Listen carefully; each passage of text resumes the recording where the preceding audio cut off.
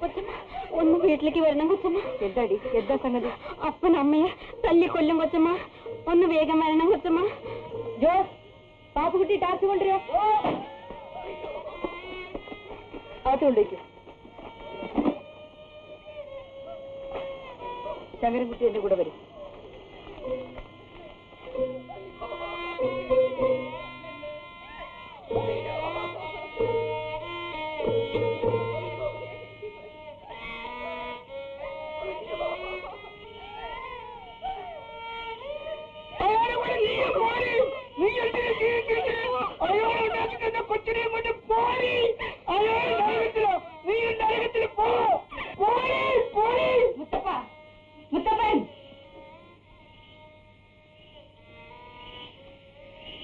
അധികം കുടിച്ചല്ലേ?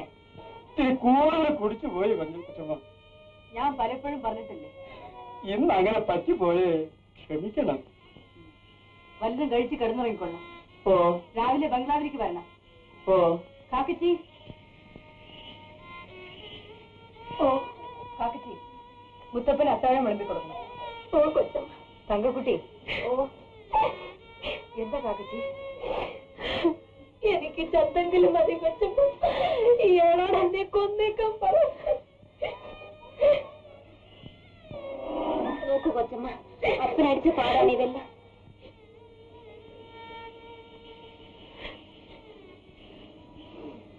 സമാധാനിക്ക് കാക്കച്ചി, നീ എന്നെ ഓർത്ത് സമാധാനിക്കേ. മുത്തപ്പന് ആഹാരം കൊടുത്ത് കളിച്ചു.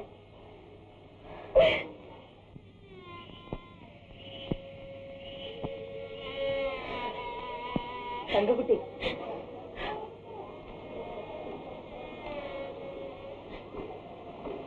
അപ്പനെ അകത്ത് വിളിച്ചു കൊണ്ടുപോയിട്ട് അമ്മയെ സഹായിക്കാം. അപ്പൻ ഉറങ്ങിയിട്ട് നീ ഉറങ്ങാം. വരൂ തങ്കക്കുട്ടി.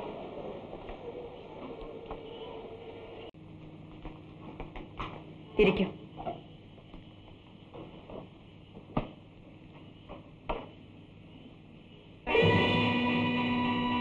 നോക്കൂ നോക്കൂ, ഈ തുണിയിലെല്ലാം എന്റെ കുഞ്ഞിന്റെ പറയാ.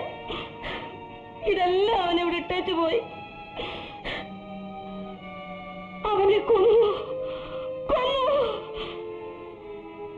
ആരാ അവനെ കൊന്നത്? ഞാനല്ല, ഞാനല്ല. സരസ്വതിയാണോ?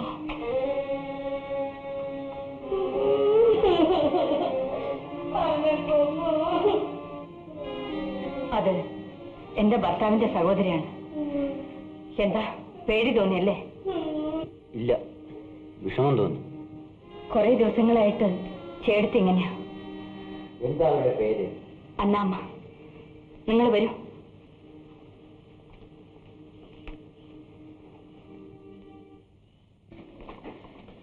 ലായങ്ങൾ കണ്ടിട്ട് എന്തു തോന്നി? ഇരുട്ടറ പോലെ ഇരിക്കുന്നു. സൂര്യൻ ഉദിക്കുമ്പോൾ അവിടെയും വെളിച്ചം വരും. ആ വെളിച്ചം സൂര്യന്റെ നന്മ കൊണ്ട് കിട്ടുന്നതാണ്. അല്ല, നിങ്ങൾ മുതലാളിമാരും അവർക്ക് വെളിച്ചമുള്ള ജീവിതം കൊടുക്കില്ല. ഇപ്പോൾ അവർക്ക് കിട്ടുന്നത് ഞങ്ങൾ കൊടുക്കുന്ന ചെറിയ വെളിച്ചം മാത്രമാണ്. ഇതിൽ ഭേദം മൃഗങ്ങളുടെ ജീവിതമാണ്. നിങ്ങളുടെ അടിയും തൊഴിൽ കേൾക്കുന്നതിൽ ഭേദം. ഓ, നേരത്തെ ഞാൻ ആ പെണ്ണിനെ അടിച്ചതിനെ പറ്റി സൂചിപ്പിക്കുകയായിരിക്കും. അതും അടിയാണ്. ആ അടിക്ക് വേദനയുണ്ട്. തങ്കക്കുട്ടി അടിക്കാൻ എനിക്ക് അവകാശമുണ്ട്. അവൾ എന്റെ മകളാണ്,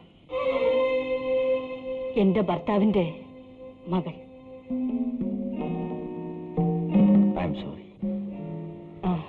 നിങ്ങൾക്ക് വേണ്ടിയാണ് സോഡയും വിസ്കിയും വെച്ചിട്ടുള്ളത്. ഞാൻ മദ്യപിക്കില്ല. തങ്കക്കുട്ടി മിസ്റ്റർ മാത്യുവിന്റെ മകളാണെന്ന് അറിഞ്ഞിടാത്തവർ ഈ എസ്റ്റേറ്റിലും പരിസരത്തും ആരുമില്ല. മുത്തപ്പൻ കാക്കച്ചിയെ വിവാഹം കഴിക്കുമ്പോൾ അവൾ ഗർഭിണിയായിരുന്നു. പിന്നീടാണ് ആ വിവരം മുത്തപ്പൻ അറിഞ്ഞത്. എന്നിട്ടും അയാൾ അവളെ ഉപേക്ഷിച്ചില്ല. ഇപ്പോൾ തങ്കക്കുട്ടിയെയും കാക്കച്ചിയെയും അയാളാണ് സംരക്ഷിക്കുന്നത്.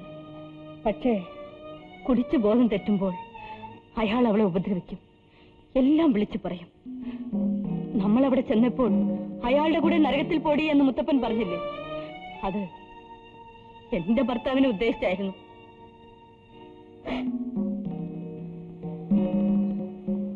മിസ്സിസ് മാത്യു, നിങ്ങൾ ഇതേപ്പറ്റി മിസ്റ്റർ മാത്യുവിനോട് സംസാരിച്ചിട്ടില്ലേ? ഒരിക്കൽ ഞാൻ മിസ്റ്റർ മാത്യുവിനോട് പറഞ്ഞു, മുത്തപ്പന്റെ ഒരു കുഞ്ഞിനെ പ്രസവിക്കാൻ എന്നെ അനുവദിക്കണമെന്ന്. അപ്പോൾ അദ്ദേഹം കുഞ്ഞിരുന്ന് കരഞ്ഞു. നിങ്ങൾ ഇതെല്ലാം എങ്ങനെ സഹിക്കുന്നു മിസ്സസ് മാത്യു?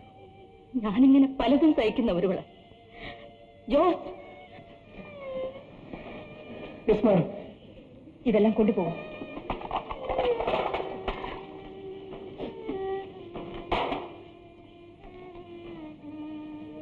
അപ്പോൾ നാളെ രാവിലെ ഞങ്ങൾ പോവുകയല്ലേ?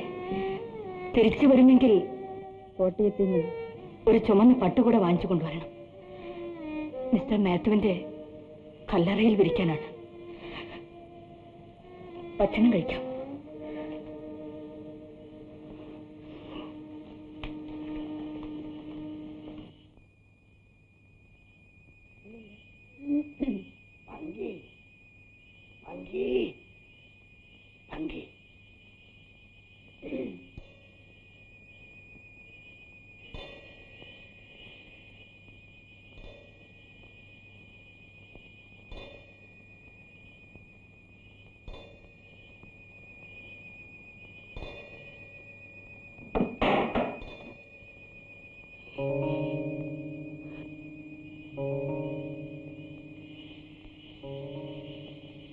രൂപ കൊടുക്കണ്ടേ? പിന്നീടാകട്ടെ. എന്നാ നടക്കില്ല. നടന്നേ പറ്റൂ. രൂപയില്ല, അതെന്തിനാ വന്നു? അപ്പൊ ഈ കാര്യങ്ങൾ നടക്കും. ഞാൻ എന്ത് ചെയ്യണം? ഞാൻ പറയുന്നത് പോലെ ചെയ്യണം എന്റെ പങ്കി. ഗോമ ഉണന്നേക്കും. നിങ്ങൾ നാളെ വാ. ഞാൻ നാളെ വരുവേ. വേഗം പോ.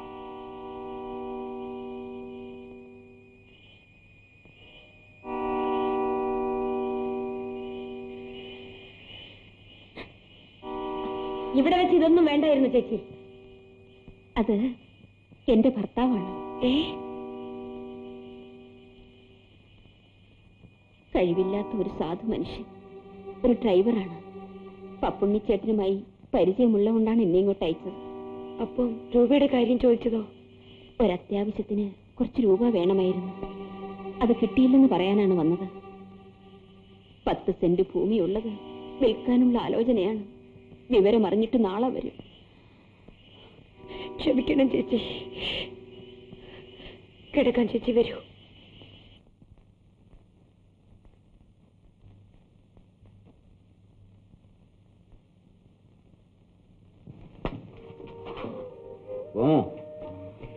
നിന്റെ പുറത്തുകൂടി അല്പം തുണി ഇടുന്നതാണ് നല്ലത്.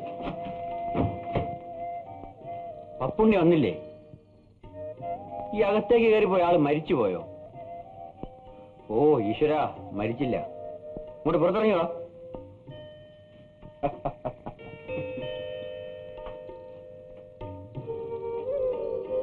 അല്ല, പപ്പുണ്ണി വന്നില്ലേ?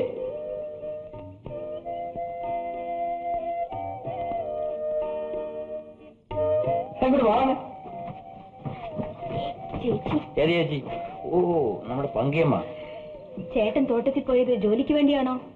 ആര് പറഞ്ഞു? ചേട്ടന്റെ വീട്ടിലെ വേലക്കാരി. ഓഹോ. ചേട്ടൻ എന്നെ ഓർമ്മിച്ചില്ലെങ്കിലും ഞാൻ അന്വേഷിക്കാറുണ്ട്. ആരുടെ തോട്ടമാണത്? ഒരു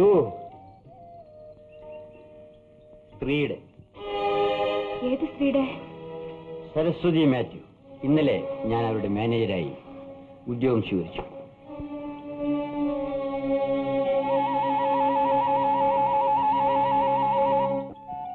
അവർക്ക് ഭർത്താവില്ലേ? ഇല്ല, കുറച്ചു നാളിന് മുമ്പ് മരിച്ചുപോയി. സരസ്വതി മാത്യു എന്ന് പറഞ്ഞാൽ എന്ത് ജാതിയാ? മനുഷ്യജാതി. നീ വാ, നമുക്ക് നടക്കാം.